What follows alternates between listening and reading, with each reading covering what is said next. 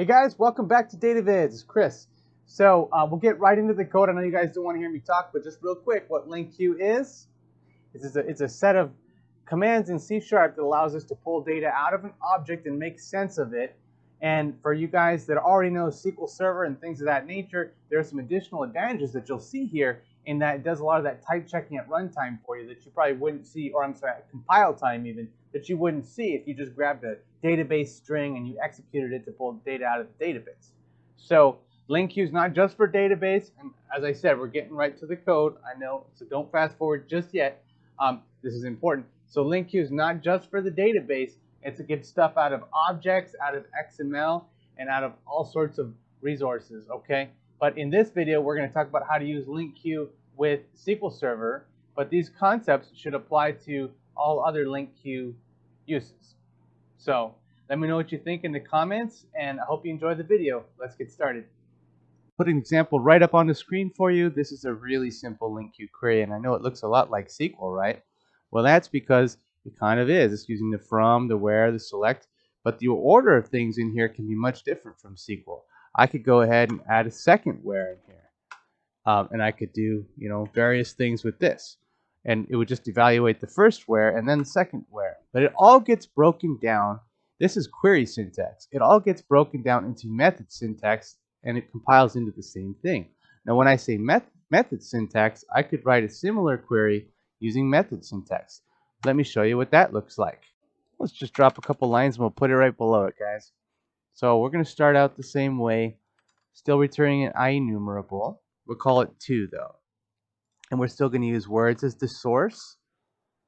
And if you hit dot, you could see all those methods I was talking about that these words would be compiled into if you're doing the query syntax. So I could do where, except it's a capital W now, and I could do a lambda, which is what it expects here. I do S because that's the name of the first letter in this, but you could put any variable name you want, of course. And then we could do starts with and W, and it should create the same statement. In this case, it looks better, in my opinion, because I'm used to writing a lot of lambdas, and because it fits on one line. But sometimes you want it to be a little bit more readable, especially when you get into those more complicated queries using group bys, or when you're selecting more complicated things. So let's go ahead and take a look at what that looks like. And there's something more interesting that you'll see when we run this that's kind of just outside the scope of that a little bit. So I'm going to put a breakpoint here and hit F5. All right, so the first thing I wanted to show you is that on both these queries, since really they are the same thing, it says expanding the results view will enumerate the IEnumerable. And of course, you could see the results. It found the 3 words from that array of strings that start with W, as we expected. But this statement here is very interesting. And what it's telling you is that it has not been executed until you hit that button, or of course in the code when I hit this for each, that will execute it. And we call that lazy loading, and that's by default with Linq. Let's go ahead and run it now. As you can see, the same output is repeated twice because they do the same thing. All right, let's see something more interesting. Let's do group by next. Group by is something that's really valuable, and you could use it. You're going to use it, guaranteed, in your projects. You notice I changed shirts. It's because it's a different day for me, but not for you. We're just continuing with the same program and the same video. All right, so we'll go ahead and put a class here. I know normally we put classes in their own files, but it's really not important here. So I'll put class speaker as an example. You also could do an anonymous class, but I think it would be more commonly used to have a real class like this. So let's put some properties in it that might have something to do with audio. Let's do volume. So prop tab, maybe int, maybe a double volume. Let's do maybe location, which might be I guess that would probably be an enumeration, but in our case, we'll do a string. So prop tab string, speaker location, and maybe one last one, maybe a serial number or something like that. Prop tab GUID serial number. I'm sure there'd be a lot more, but this is just an example. All right, so we've got our class speaker. Now down here in program, we can go ahead and implement that. So speaker equal to new speaker. And let's give it some values. Location, let's have that be, how about downtown. Serial number. I don't know if you guys have worked with GUIDs before, but you can do something like this and it just generates it for you. Volume equal to 7. Oh wait, let's turn it up to 11. All right. So there's our first speaker. It's called speaker 1. And let's just do 2 more of those just for purpose of this example. We also could have built something in a loop, but this is going to be a little easier. Let's do Midtown. It's a big volume setup. All right, and let's do volume 7, speaker 3, and let's do Uptown, volume 3. So now we've got 3 speakers created. Just going to minimize those. And now we could do our IEnumerable speaker. Speakers query. Speaker in speakers. Oh, and we need to put this into an array or an object of some sort. Why don't we do a list this time? List of type speaker. Speakers equal to new list of type speakers. And in here, we could do speaker 1, speaker 2, speaker 3.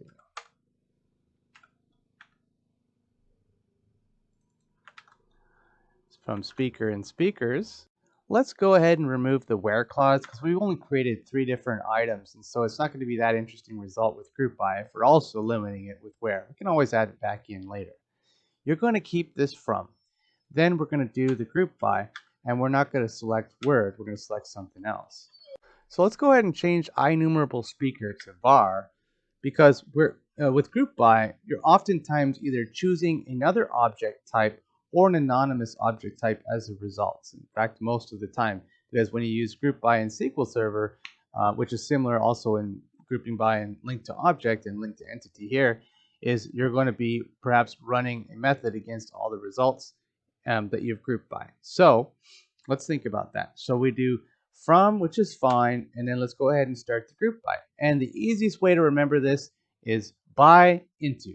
Group by into. So we'll choose speaker, group speaker by speaker again, dot, and then choose your column that you're going to group by. Oftentimes, depending on what you're trying to do, of course, it's usually something unique, like an ID. In our case, we've got serial number, which is unique, and then into, and here you're going to specify the object that we're, like a placeholder object that we're going to store these grouped instances into.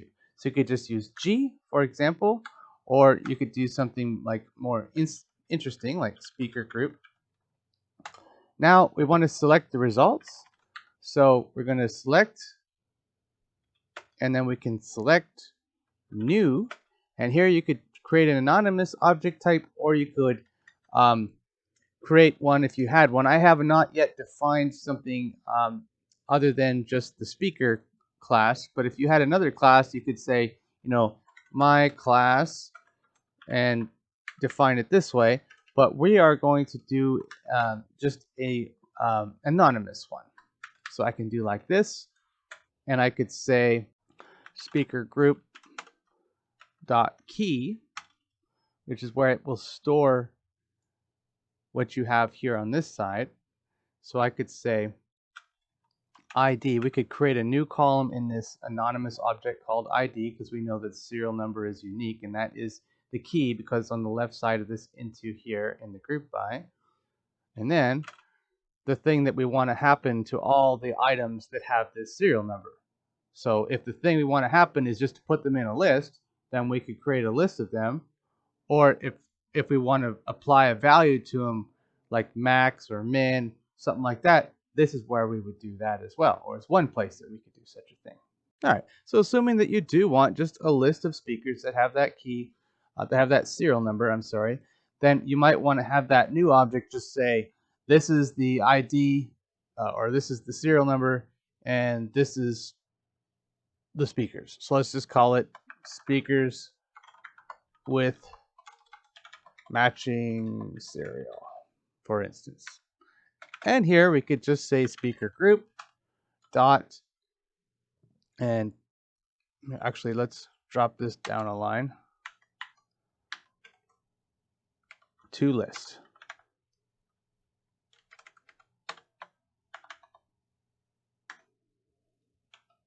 And that is it. So let's go ahead and put a breakpoint there. We won't need this stuff anymore. Put a breakpoint right here. And let's run it. Okay. So the result is, and again, we have not enumerated it. One way to enumerate would be to do toList, which would actually make it execute the LINQ query, or using the debug, of course, like this. And as you can see, it put them all in their own group because the serial number is unique. So we'll change that and see what that looks like. But if I expand these, you can see what it's done. It's got the speaker and it's put it into its own group. So let's go ahead and change how that works. So why don't we say this serial number is equal to speaker 1 dot serial number. So then now speaker 1 and speaker 2 have the same serial number, but speaker 3 has a different serial number. And we'll run that and see what that looks like.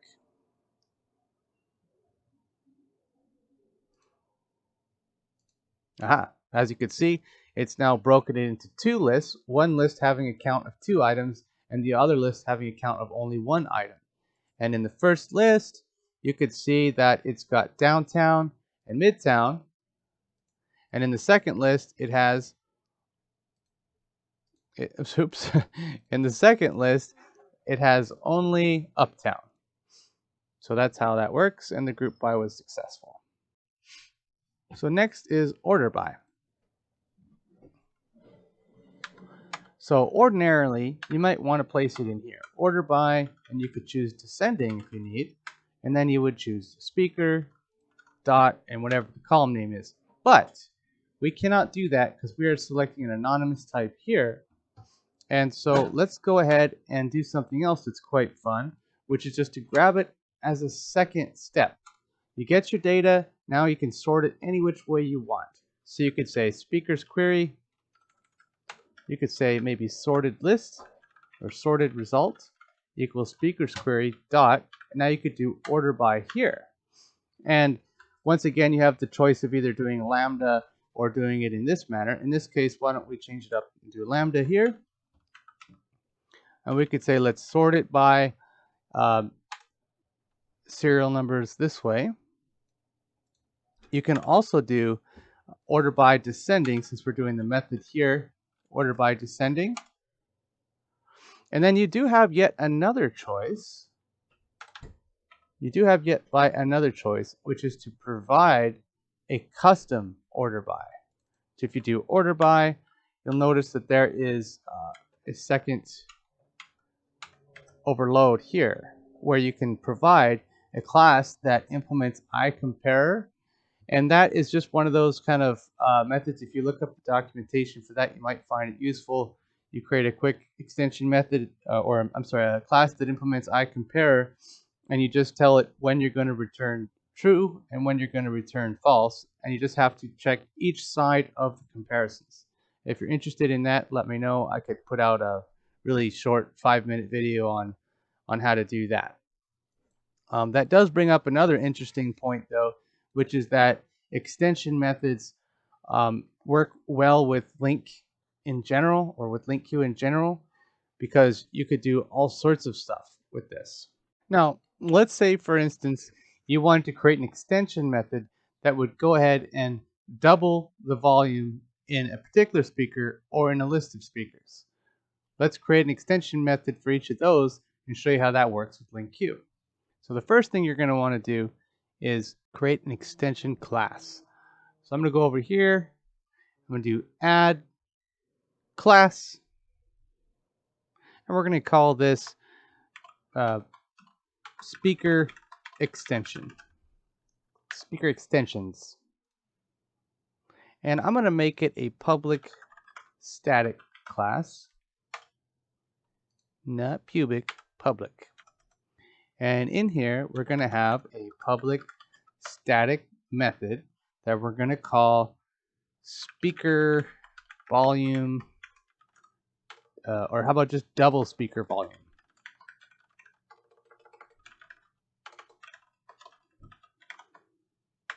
Now, in here, because it's an extension method, there's you have to put keyword this before the parameter name.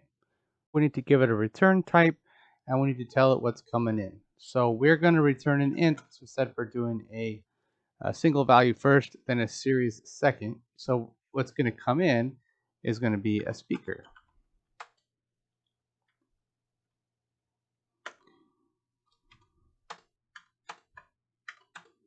And in that speaker, let's just get the value of the volume, times it by 2, and return that. We'll go back to our order by and change that to be an ID, be more realistic that you would be ordering by a single value than by the object. This way you'll get more accurate results.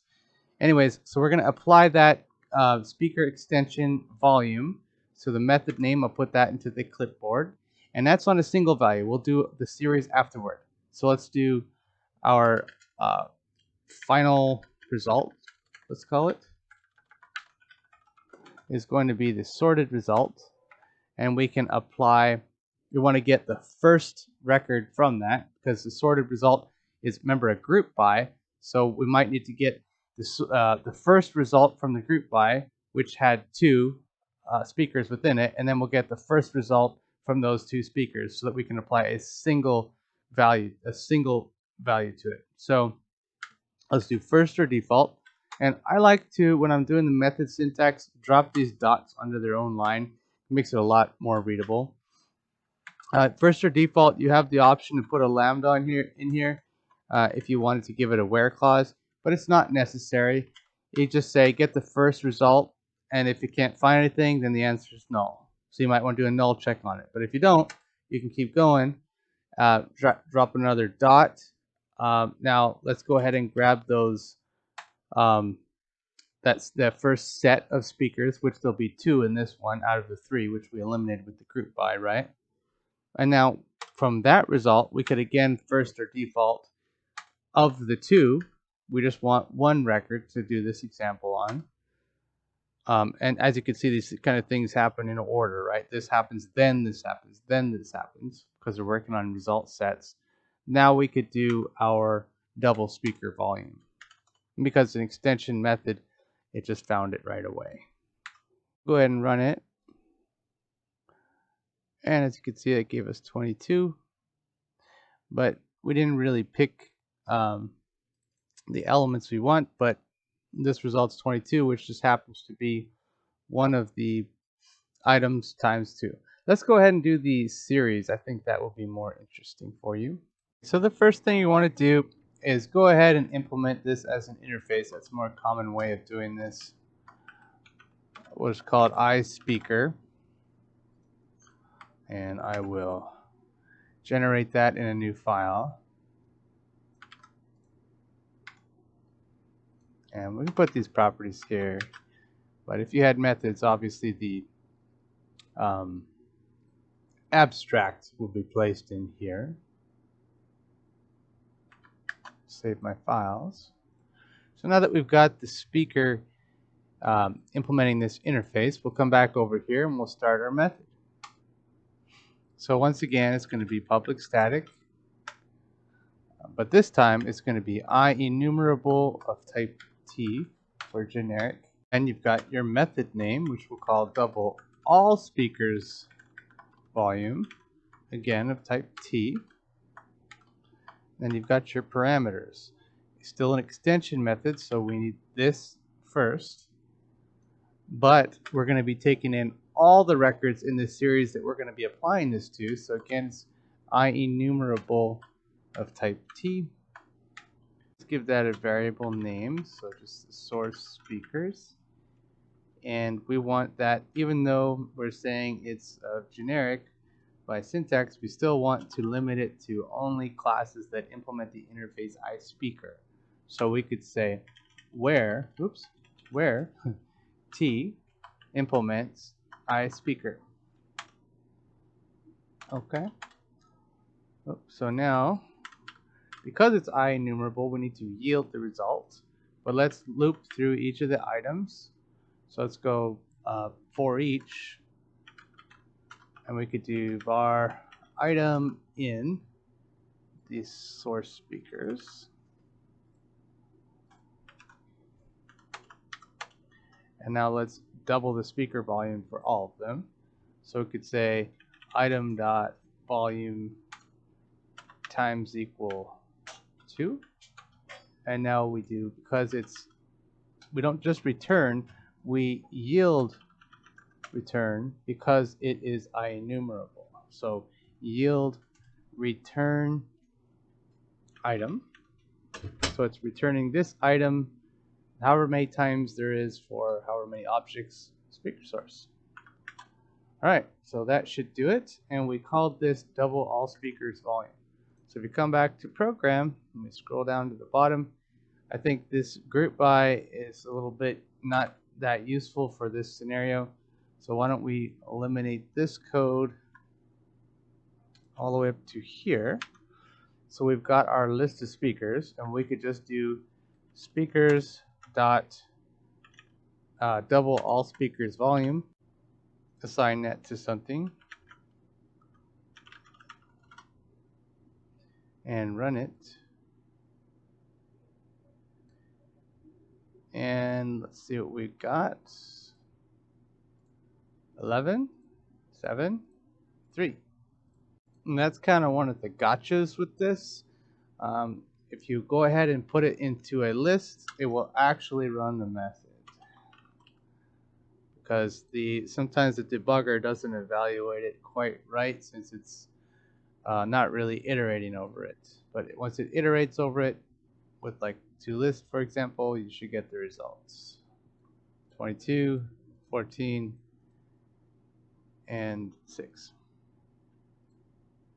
All right, so next I want to talk about joins. And you might be wondering, why didn't we talk about joins earlier on when we did all this basic from and select kind of stuff?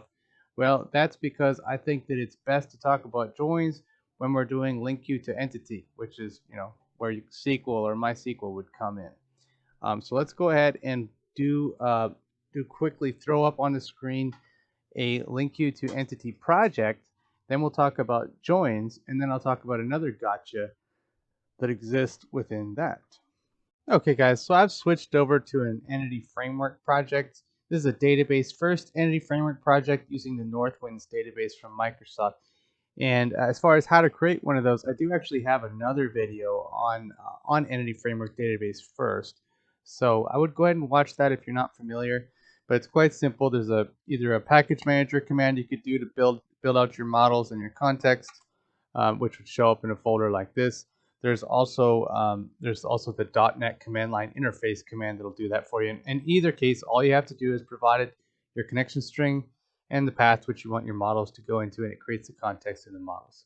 It's outside of the scope of this video, but it is required if you're going to do LINQ to entity to have some sort of a context with a database behind it, or in-memory database or something of that nature. Anyways, just wanted to give you some context for where we're at now. I wanted to show you joins, which we could have done with your other project just against objects, but it's a bit more interesting against the database. So just to show you how this works, I've used my context, and just like in the other one, I did first or default, and I grabbed an instance variable from the results. So let's see what that, just to show you that there is data in there before we begin. You can hover over the result, and there's the address. Kind of a strange street name, but that's Northwind. All right, let's go ahead and do a join. One of the great things about that Northwind database is there's lots of great examples that you could build out of it.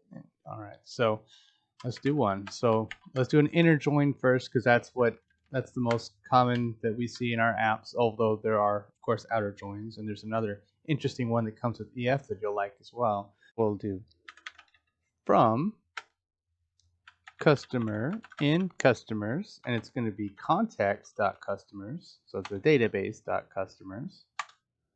And then we can right away do join, and what do we want to join the customer on? Northwinds has a great system set up for that, good relationships. So there's one called orders. So we could do the orders table in, or order in context.orders.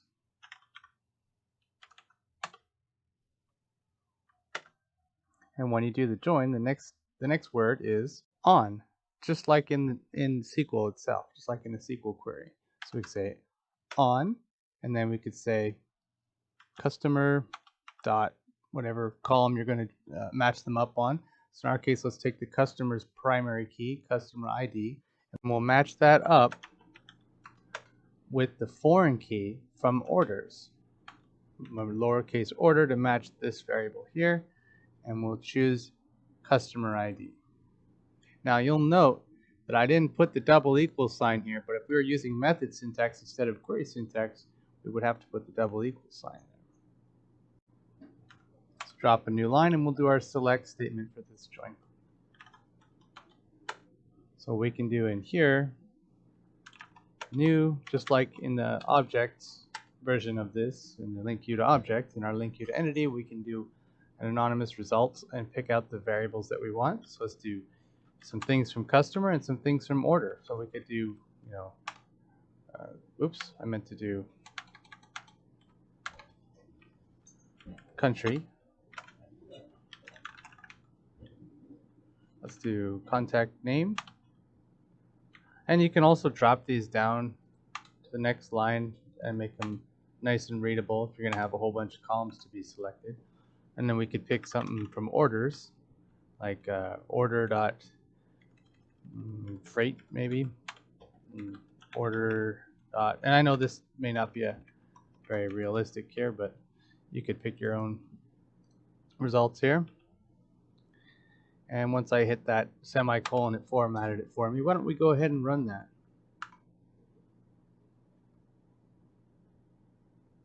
Tick-tock, there it goes. So I hover over inner, and you can see we've got country, freight, order date. So the other two are group join and left join. And so for group join, you would just have to add here into, and then your object name. And then you could use that object name over here, and you could just drop it right in here, and it kind of builds a group out for it. But unfortunately, if you're doing Linq to entity, that is another one of those gotchas. Even though they built in the functionality, at runtime it's going to give you an error because SQL Server doesn't support that. The downside is that the the left join, which is a left outer join, something we do all the time in SQL, is implemented using this group join strategy with a slightly different change to it, which means that it's not going to be supported either. However, you can still get the behavior you want with a slight modification by just trying to think of it in terms of what you could do with the left join, but still get the result if there's nothing in the result, because that's really essentially what a left join is anyway. So there is a way to implement left join with EF core to entities, and it's pretty ugly. So you might just want to think about how you can logically do this in your code without having to deal with this. But if you need to, here's how you could do it. I've basically got an example on the screen already built out for you. So go ahead and query your first table. In my case, I add an additional where clause here. You won't probably need that if you're doing it like I did earlier, just moving it to left join. I just put that there so I could actually see that this worked, because that was the particular record that I deleted from the orders table in my Northwinds table. So forget this where column row here. But then after the customer, you're going to use the keyword let, and you're going to pick your second table and choose it. So what's really just happened here is you're saying, I'm going to get everything from the customer with whatever where clause you want, I'm not going to worry about that join. Instead, I'm going to go ahead and get everything, including those that don't have a corresponding row in the next table. And then we'll go ahead and query that next table. And so that means that down here in the select, you have to say, well, if it's in that first table and it's null, then you want to display null. You have to manually tell it to do that because it's not provided for you. So I know this is kind of ugly, but this is how you can do it. If you had to put it into a LINQ query, I would recommend just modifying your application logic to where you don't need this, or even just throwing it into stored procedure that you could connect to with a real SQL query. So this works great on objects, just not so much on Entity Framework. Here's another getcha, and I'm not trying to scare you guys away from LINQ because it's very powerful technology and you are going to need to use it when you spend a lot of time in C#. But another thing with the LINQ to entity, and in fact this applies to other LINQ as well that you should know, is sometimes you need a return statement and sometimes you don't. And the way you can figure out whether you need it is whether it's a block statement. So let me show you what I'm talking about. This is one that I bumped into recently. Had me scratching my head, so I thought it might be helpful for you guys to see. So if I was to go ahead and grab something without a block, this is what it would look like. So context dot, and then let's just grab one of the tables real quick. Employees. Let's say where. Let's choose a different variable. Why don't we do first name? I was gonna say maybe ends with OY.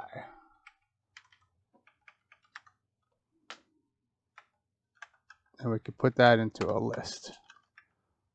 So take a look at this.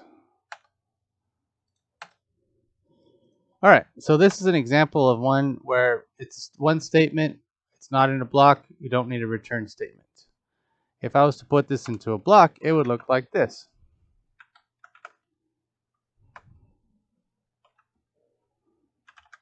Context dot employees where X, or we did Y, so let's do that again. But instead of doing another Y here, sometimes people do a block, and that's absolutely fine. And then in here, you could have some statement. You have access to Y here, so you could say, just like above, Y dot first name ends with OY. Oops. And you put the return around that. Brace it there. This here, though, is not necessary because you already have it here. Now, as you can see, it's underlined in red here. It's lambda expression with the statement body can't be converted to expression tree. Well, I think toward the start of the video, I mentioned that the LINQ objects are inherited from either iQueryable or iEnumerable. iEnumerable would allow this, but iQueryable would not with the expression tree. So if you hover over Z, it says it's iQueryable, right? That's because it's coming from here. So all we have to do is do as iEnumerable after employees before we do the where, and then it will be allowed.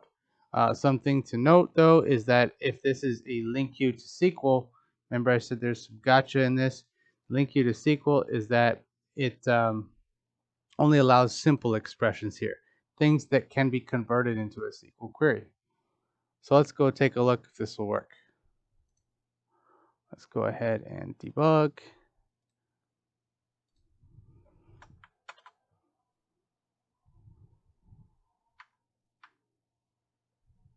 Oh, and we didn't have toList on this second part, so I'm going to actually add that here now. So the first one resulted in count of 0. I guess OY wasn't the best, but it didn't error out. And the second one resulted in count of 0. So I guess this was a simple expression that could be converted into SQL. Anything complex in here would not have worked. But it would have been a runtime error, not a compile time error.